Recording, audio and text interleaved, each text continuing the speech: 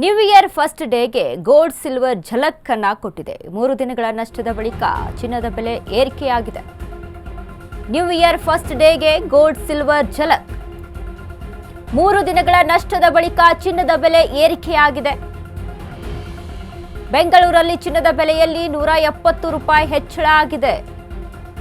10 gram 24 carrot ಚಿನ್ನದ ಬೆಲೆ 1,35,000. ಬೆಳ್ಳಿ ಬೆಲೆಯಲ್ಲಿ ವರ್ಷದ ಮೊದಲ ದಿನ ಇಳಿಕೆ ಕಂಡಿದೆ. ಕೆಜಿ ಬೆಳ್ಳಿ ಬೆಲೆಯಲ್ಲಿ 1,000 ರೂಪಾಯಿ ಇಳಿಕೆ ಆಗಿರುವಂತದ್ದು. ಸದ್ಯ 1 ಕೆಜಿ ಬೆಳ್ಳಿ ಬೆಲೆ 2,56,000 ರೂಪಾಯಿ ಆಗಿದೆ. ನ್ಯೂ ಇಯರ್ ಫಸ್ಟ್ ಡೇಗೆ ಗೋಲ್ಡ್ ಸಿಲ್ವರ್ ಒಂದು ರೀತಿಯಾದಂಥ ಒಂದು ಕಡೆ ಶಾಕ್ ಅಂತ ಅಂದರೆ ಇನ್ನೊಂದು ಕಡೆ ಒಂದು ಖುಷಿ ವಿಚಾರ. ಯಾಕಂದರೆ ಚಿನ್ನದ ಬೆಲೆ ಹೆಚ್ಚಳ ಆಗಿ 170 ರೂಪಾಯಿ ಹೆಚ್ಚಳ ಆದರೆ ಸಿಲ್ವರ್ ಬೆಲೆ ಅಲ್ಲಿ 1,000 ರೂಪಾಯಿ ಕಡಿಮೆ ಆಗಿದೆ. ಅಂದರೆ ಕೆ ಜಿ ಸಿಲ್ವರ್ಗೆ ಅಲ್ಲಿ 2,56,000 ರೂಪಾಯಿ ಇರುವಂಥದ್ದು ಈಗ ಸದ್ಯಕ್ಕೆ. ಇನ್ನು 1,000 ರೂಪಾಯಿ ಅಲ್ಲಿ ಕಡಿಮೆ ಆಗಿರುವಂಥದ್ದು. ಇನ್ನು ಚಿನ್ನದ ಬೆಲೆಯಲ್ಲಿ 170 ರೂಪಾಯಿ ಏರಿಕೆ ಆಗಿರುವಂಥದ್ದು.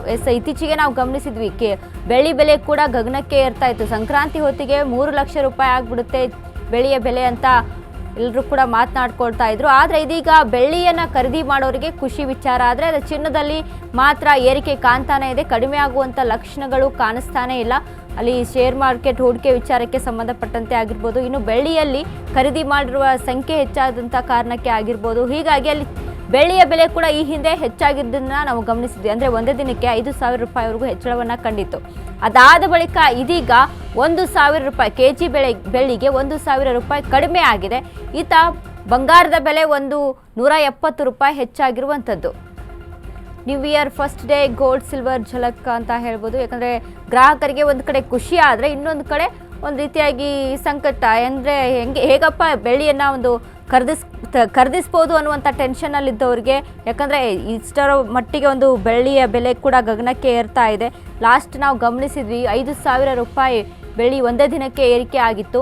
ಅದಾದ ಬಳಿಕ ಇದೀಗ 1,000 ರೂಪಾಯಿ ಕೆ ಜಿ ಬೆಳ್ಳಿಗೆ 1,000 ರೂಪಾಯಿ ಕಡಿಮೆ ಆಗಿರುವಂಥದ್ದು. ಅಂದರೆ 2,56,000 ರೂಪಾಯಿ 1 ಕೆ ಜಿ ಬೆಳ್ಳಿಗೆ ಇರುವಂಥದ್ದು. ಆದರೆ ಇನ್ನೊಂದು ಕಡೆ ಗೋಲ್ಡ್ ರೇಟ್ ಅಷ್ಟೇ ಹೆಚ್ಚಾಗಿ ಏರ್ತಾ ಇದೆ. 170 ರೂಪಾಯಿ ಹೆಚ್ಚಾಗಿದೆ. 24 ಕ್ಯಾರೆಟ್ ಗೋಲ್ಡನ್ನು ಖರೀದಿ ಮಾಡೋರು ಕೂಡ ಅಂದರೆ 170 ರೂಪಾಯಲ್ಲಿ ಹೆಚ್ಚಳವಾಗಿರುವಂಥದ್ದು.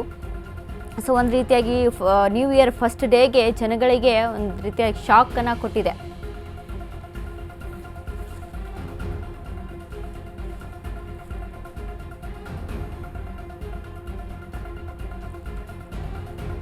ಇನ್ನು ಬಂಗಾರದ ವಿಚಾರದಲ್ಲಿ ಚಿನ್ನದ ವಿಚಾರದಲ್ಲಿ ನಾವು ನೋಡೋದಾದರೆ ಪದೇ ಪದೇ ಕೂಡ ಬಂಗಾರದ ರೇಟು ಗಗನಕ್ಕೆ ಏರ್ತಾ ಇದೆ ಹೊರತು ಕಡಿಮೆ ಅಂತೂ ಆಗ್ತಾ ಇಲ್ಲ. ಇನ್ನೇನು ಕಮ್ಮಿ ಆಗುತ್ತೆ, ಖರೀದಿ ಮಾಡ್ಬೋದು ಅಂತ ಖುಷಿ ಇದ್ದಂಥ ಗ್ರಾಹಕರಿಗೆ ಒಂದು ರೀತಿಯಾಗಿ ಇದು ಶಾಕನ್ನು ಕೊಟ್ಟಿದೆ. ಯಾಕಂದರೆ ದಿನದಿಂದ ದಿನ ಕಳೆದಂತೆ ಅಲ್ಲಿ ಹೆಚ್ಚಾಗ್ತಾ ಹೋಗ್ತಾ ಇದೆ ಒಂದು ಚಿನ್ನದ ಬೆಲೆ ಹೊರತು ಕಡಿಮೆ ಅಂತೂ ಆಗ್ತಾ ಇಲ್ಲ. ಚಿನ್ನ ಖರೀದಿ ಮಾಡೋಕ್ಕೆ ಜನರು ಒಂದು ಹರಸಾಹಸ ಪಡಬೇಕಂತ ಸ್ಥಿತಿ. ಯಾಕಂದರೆ 10 ಗ್ರಾಮ್ 24 ಕ್ಯಾರೆಟ್ ಗೋಲ್ಡ್ಗೆ ಇದೀಗ 1,35,000 ರೂಪಾಯಿವರೆಗೂ ಆಗಿರುವಂಥದ್ದು ಸದ್ಯದ ಬೆಲೆ. ಹೀಗಾಗಿ 170 ರೂಪಾಯಲ್ಲಿ ಏರಿಕೆ ಆಗಿದೆ. ಇದರಿಂದ ಗ್ರಾಹಕರು ಹೇಗೆ ಖರೀದಿ ಮಾಡೋದು, ಇನ್ನು ಮದುವೆ ಅಂತ ಬಂತು ಅಥವಾ ಏನಾದರೂ ಫಂಕ್ಷನ್ಗಳಂತ ಬಂತು, ಹೇಗೆ ಖರೀದಿ ಮಾಡಿ ಮದುವೆ ಮಾಡೋದಪ್ಪ, ಮಕ್ಕಳ ಮದುವೆ ಮಾಡೋದು ಅನ್ನುವಂಥ ಟೆನ್ಷನ್ ಒಂದು ಕಡೆ. ಆದರೆ ಇನ್ನೊಂದು ಕಡೆ ಬೆಳ್ಳಿಯನ್ನು ಖರೀದಿ ಮಾಡೋರಿಗೆ ಒಂದು ರೀತಿ ಖುಷಿ. ಯಾಕಂದರೆ 1,000 ರೂಪಾಯಲ್ಲಿ ಕಡಿಮೆ ಆಗಿದೆ ಬೆಳ್ಳಿಯ ಬೆಲೆಯಲ್ಲಿ. ಸೊ ಈಗ ಎರಡೂ ಕೂಡ ಇತ್ತೀಚಿನ ದಿನಗಳಲ್ಲಿ ನಾವು ಗಮನಿಸಿದ್ವಿ. ಯಾಕಂದರೆ ಬಂಗಾರದ ಬೆಲೆಯಲ್ಲಿ ಜಾಸ್ತಿ ಆಯಿತು, ಚಿನ್ನದ ಬೆಲೆ ಜಾಸ್ತಿ ಆಯಿತು ಅಂತ ಅಂದಾಗ ಬೆಳ್ಳಿ ಬೆಲೆ ಕೂಡ ಅದರ ಸಮನಾಗಿಯೇ ಹೋಗ್ತಾ ಇರುತ್ತೆ. ಅಂದರೆ ಶೇರ್ ಮಾರ್ಕೆಟ್ ವಿಚಾರಕ್ಕೆ ನಾವು ಬಂದರೆ ಅಲ್ಲಿ ಹೂಡಿಕೆದಾರರ ಪರಿಸ್ಥಿತಿ ಆಗಿರ್ಬೋದು. ಇನ್ನು ಅದ್ರ ಜೊತೆಗೆ ಹೂಡಿಕೆದಾರರ ವಿಚಾರಕ್ಕೆ ಅಂತ ಬಂದರೆ, ಇನ್ನು ತೈಲದ ಬೆಲೆಗಳ ವಿಚಾರಕ್ಕೆ ಅಂತ ಬಂದರೆ ಇದೆಲ್ಲವೂ ಕೂಡ ಒಂದು ಚಿನ್ನದ ಬೆಲೆ ಮೇಲೆ ಇದು ಪರಿಣಾಮ ಬೀರುತ್ತೆ. ಹೂಡಿಕೆದಾರರು ಹೆಚ್ಚಾದಂತೆ ಬಂಗಾರದ ಬೆಲೆ ಕೂಡ ಹೆಚ್ಚಾಗ್ತಾ ಹೋಗುತ್ತೆ.